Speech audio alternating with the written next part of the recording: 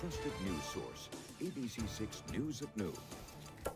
Hey folks, thanks for joining us today for ABC6 News at Noon. I'm Casey Kantz, and we are going to kick things off with the first check of that forecast right now. I'm going to take you outside on this lunch hour, and you will see on this Friday, the sun was shining just a little bit ago. I think it's still shining in parts there, you can see. A few clouds in the sky, but what we really want to know from meteorologist Skylar Spindler is what this weekend is going to look like. I know you're tracking a few things. Tell us what we need to know. You know, it's been a busy day around here in the studios with tracking a few systems. Obviously, the one that's moving in overnight tonight. And there is some sunshine outside. I've been getting hit with the sunshine this morning in my window, but the different tower cam direction, a little cloudy. That's because that system's starting to move in. Here's what we're tracking. We have the increasing clouds for tonight. Overnight mix coming in, mostly rain along the coastline, and then the good thing is we do clear up on Sunday. Big picture setup, that low pressure system really inching up the coast right now, bringing in just the rain that's going to skate right across us, just mainly to the south. But satellite and radar over the last couple hours, we were very clear this morning to start the day off. Now those clouds, you can see, starting to creep on into the area this lunchtime. We do have some gale. We do have a gale watch in effect until 8 a.m. on Sunday morning. So mostly all along our coastal area. That means we're going to have seas 2 to 6 feet. Temperatures currently, we're in those upper 40s right now. 48 in Providence, 44 in Newport, 47 degrees in New Bedford. Down at Block Island, 43 degrees right now. Futurecast winds, we will be starting to kick up a little bit, so they're fairly light now, but moving into the afternoon, you can see they're moving in from the east up to about 15 miles an hour, mostly, again, along the coastal area. And then by the overnight and into tomorrow and even to tomorrow evening, you see how heavy those winds start moving in from the north. So we're up to about 30 miles all the way out across the Cape. So those winds will be sticking around for the day through Sunday before our next system arrives, and I'll have more details on that in just a moment. All right, Skylar, thank you. We'll check back in new today at noon. North Providence firefighters making quick work of an electrical fire this morning. This is at the Maple Gardens Apartments. Happened just after 9 o'clock. The fire chief says about 25 apartments were evacuated. The fire was in the basement, was put out. The residents can return home this afternoon. The state fire marshal is on scene just to make sure the building is suitable for living. Cranston firefighters also busy this morning on Laconia Drive. No information on how this fire got started, but as you can see, there was no exterior damage to the home there. One person hospitalized with a serious head injury. This after a rollover crash on 495 in Middleborough last night. The fire department says they responded to 495 right near the Route 44 exit. One of the cars was leaking fuel while firefighters tried to get a driver out. Another driver also went to the hospital. A Taunton man convicted of molesting his girlfriend's daughter. The Bristol County DA's office says 38-year-old Joel Mercado was convicted on 2 counts of rape of a child. The child was under 14 years old and was the only witness to testify in the case. Mercado received a maximum 2.5-year sentence. He will also have to register as a sex offender. A Brockton man gets 3 years in jail for his role in a violent armed robbery in New Bedford. The DA's office says 29-year-old Abriel Martinez pleaded guilty to charges including assault and battery with a dangerous weapon. He was at the victim's house to buy marijuana products, but prosecutors say once inside, Martinez and 2 other men hit the dealer in the face with a gun and took his wallet and money. To coronavirus news now, Trinity Rep is rolling out a new mask policy. Starting with its showing of the inferior sex, the company is encouraging but not requiring masks at its shows. But for those who want an all-masked atmosphere, there will be a so-called masked matinees. All matinee performances will require masks. Proof of a COVID-19 vaccine or test is no longer required to attend a show. In consumer news this afternoon, mobile sports betting now live in Massachusetts, and 6 companies have already been awarded operation certificates, including Boston-based DraftKings. That's been given permission from the Gaming Commission. The other 5 approved mobile betting platforms include Barstool Sportsbook, BetMGM, Caesars Sportsbook, FanDuel, and WynnBET. Less than 2 months ago, in-person sports betting started in the state. They plan to issue 15 licenses for online gambling, letting people bet on everything from games to tournaments. The first bet goes live at 10 a.m. And ABC6 News digital reporter TJ Albin visited Boston today to get reaction from residents, some more eager to talk than others. Hey guys, can I ask you guys about online gambling in Massachusetts?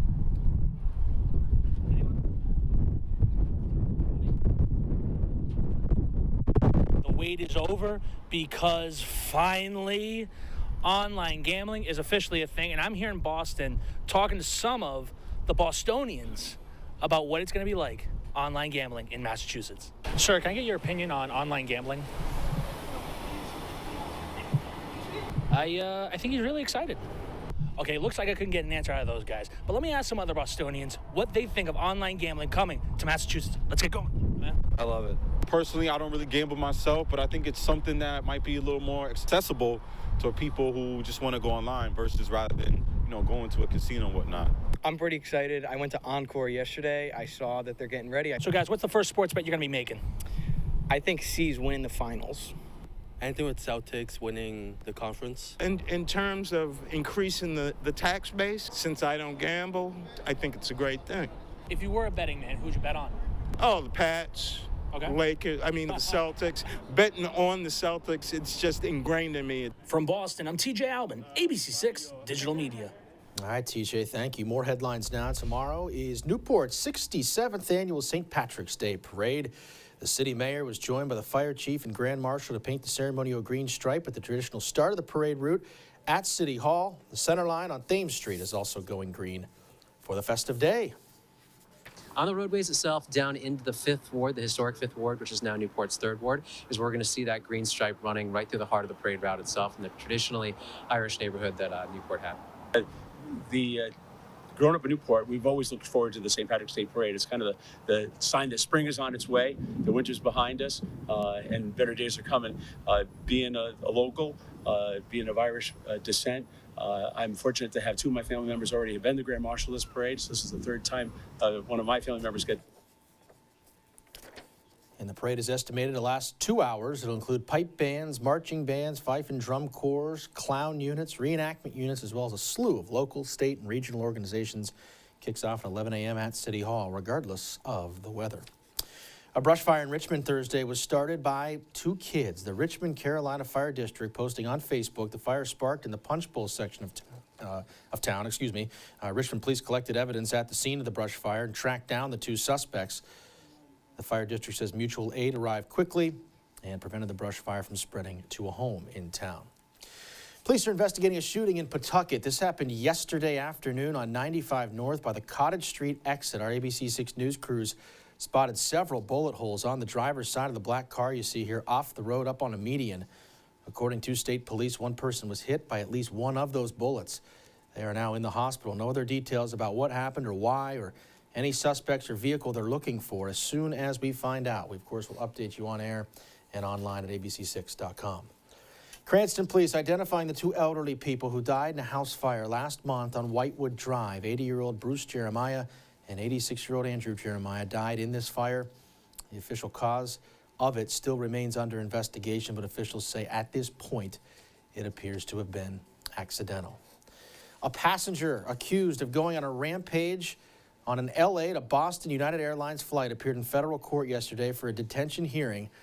Francisco Torres is accused of trying to open an emergency exit door with about an hour left on that flight. He's also accused of trying to stab a flight attendant in the neck 3 times with a broken spoon. Passengers restrained him until the flight landed. During Thursday's hearing, the judge ruled he will remain in jail while he undergoes a mental evaluation. And so to come today on ABC6 News at noon, tragedy in Germany. This after a gunman opens fire at a Jehovah's Witness center in Hamburg. We'll have the very latest from there. And we're also learning new details today following that deadly armed kidnapping of 4 American tourists last week in Mexico.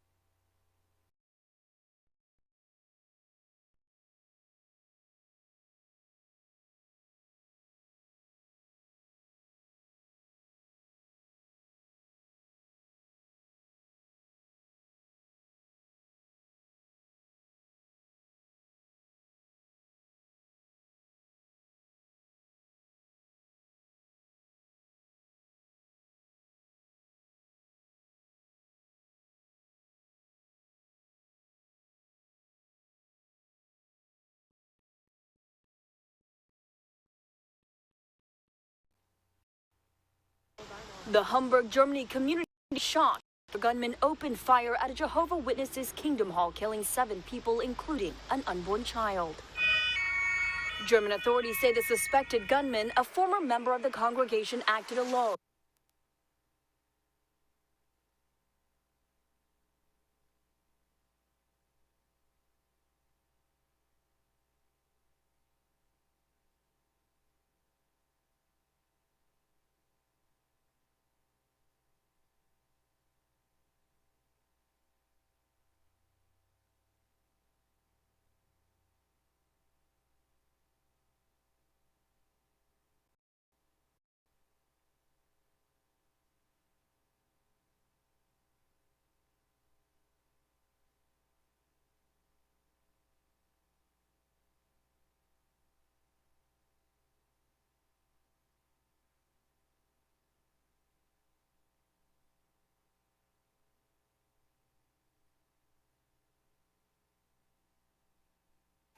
We are back with world headlines now, and that deadly mass shooting at a Jehovah's Witness Kingdom Hall in Germany. Police say a lone gunman shot and killed 7 people, 4 men, 2 women, and an unborn child before killing himself. At least 8 others were also injured. German police are crediting their officers and special forces for preventing further bloodshed. ABC's M. Wynn with the latest today. The Hamburg, Germany community in shock after a gunman opened fire at a Jehovah's Witnesses Kingdom Hall, killing 7 people, including an unborn child. German authorities say the suspected gunman, a former member of the congregation, acted alone and then killed himself after police stormed the building, but not before injuring 8 others, 4 of them seriously. Police are still searching for a motive. Das ist jetzt passiert. Das ist die The Interior Minister saying this is the worst crime in the recent history of our city.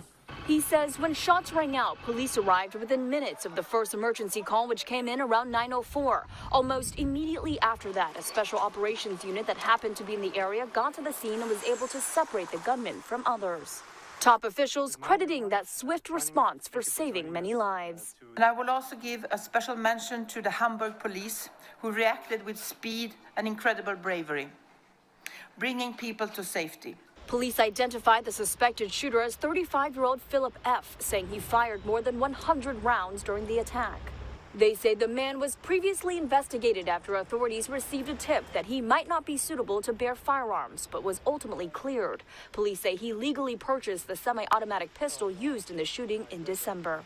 Attacks are always despicable, but attacks on places of worship, by definition, places of peace, is truly shocking. Jehovah's Witnesses saying in a statement the shooter attacked after their midweek meeting had ended, adding, "Our prayers are with all those affected."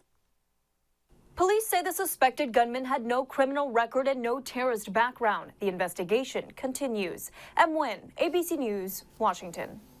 And still to come today on ABC6 News at noon, Skylar's back with what we can expect this weekend. Her full forecast is just ahead.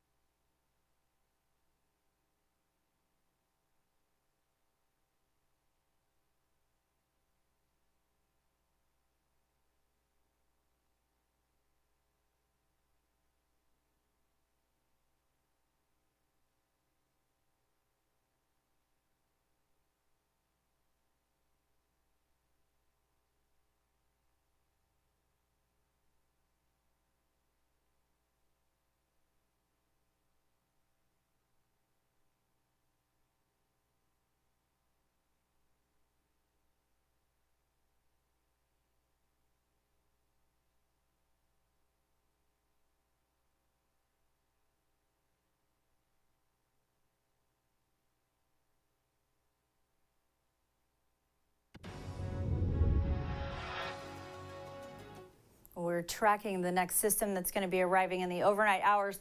A low pressure system just setting off to the west of us. And this system's going to track up the eastern seaboard and right into our area in the overnight hours, bringing us mostly rain to the coastal area. Satellite and radar. Over the last couple hours, we had some nice sunshine this morning, and now those clouds are starting to inch into the area. You can kind of see that cloud coverage coming out right now. And here's a look at the futurecast. I'm going to show you this with the temperatures as we get into the evening hours. This is important on why we have such an interesting mix coming through the area. So again, coastal area will see a lot of rain moving in. We do have, the atmosphere is cold enough where it is making snow.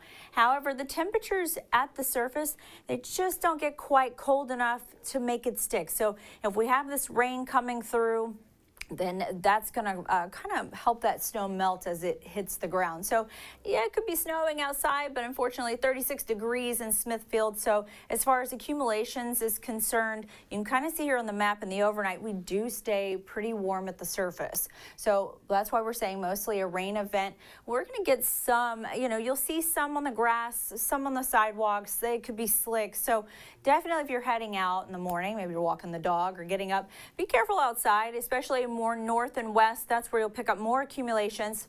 But again, you can see temperatures, we're showing snow on the map, and that is because it's snowing in the atmosphere, but just right before the surface, it does warm up. So we have that warm layer of air that moves in, and it just melts it on contact. So here's what our snow forecast is looking like. Mostly rain along the coastal area, a chance to about under an inch. You can kind of see here in the middle, 1 to 3 inches more north and west.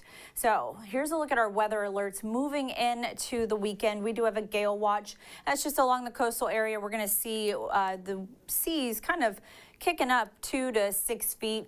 That's just because of these winds as the system moves through on Saturday night or Friday night into Saturday morning. You can kind of see how these winds do kick up. So we're getting back up into those 20 and even up to 30-mile-an-hour winds. You can see 35 knots out on the water. So definitely anybody heading out that way or even close to the coastal area, you're going to have some winds kicking up through the weekend. Sunday does clear up, but the next storm we're tracking after this one, that's going to be moving on up right behind this one. So Monday night into Tuesday, we are tracking this possible nor'easter that's going to be having and bringing in more gusty winds to the area. But the average for this time of year, we're looking at 46 degrees. So really we're right on track, just a little more wet than normal, but the record was set in 2016, 72 degrees. Let's get you through the day, 48 degrees around 3 p.m. And then that cloud coverage starts to help those temperatures come down tonight. Hey, if you're heading out tomorrow for the St. Patrick's Day Parade in Newport, 40 degrees, chilly, rainy with a little bit of wet flakes out there, breezy winds out of the northeast, 15 to 20 miles an hour. Here's a look at that 7-day forecast. Tomorrow, just a messy mix, up to 40 degrees, and then Sunday, 46 for the high, and there comes Monday, the next storm brewing as we start our work week on Monday. Always love seeing storm brewing as we start another week. Skylar, thank you for that. Still to come today on ABC6 News at noon, a powerful Mexican cartel has allegedly taken responsibility for the kidnapping of 4 U.S. citizens and the killing of 2 of them. We've got the latest details on that shocking case just ahead.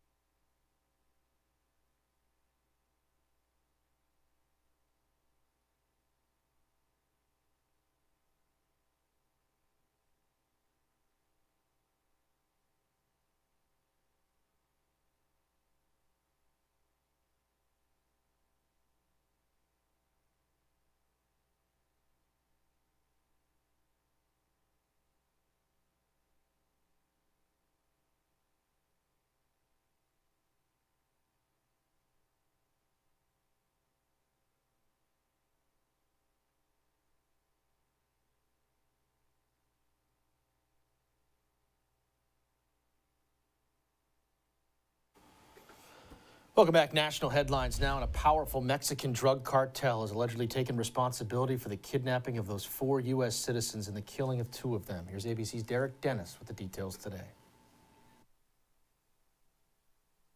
A dramatic image out of Matamoros, Mexico. 5 men found tied up near a pickup truck in the same area where the abduction of 4 Americans took place. A handwritten note on the truck's windshield claiming to be from the Gulf Cartel, saying, "We have decided to deliver those involved and directly responsible." It's not of any surprise that they are under a lot of pressure to put this behind them and try to distance themselves as best they can. The abduction on March 3rd was caught on camera 4 days later after an urgent search. Latavia McGee and Eric James Williams were found alive inside this wooden shack outside of town. The bodies of their friends, Shaid Woodard and Zindell Brown, found at the same location. Their remains were returned to the U.S. overnight. He was my baby, you know, and for him to be taken from me like that, it was very, very hurtful. Multiple Mexican law enforcement sources tell ABC News the cartel note is believed to be legitimate, but neither ABC News nor U.S. officials have been able to verify the authenticity of the letter. Senator Lindsey Graham says he plans to introduce new legislation to fight these cartels. Drug cartels in Mexico have been terrorizing Americans for decades. We're going to destroy their business model and their lifestyle because our national security and the security of the United States as a whole depends on us taking decisive action. Mexican authorities are still investigating these 5 men to determine if they were, in fact, involved in these kidnappings. Derek Dennis, ABC News, New York.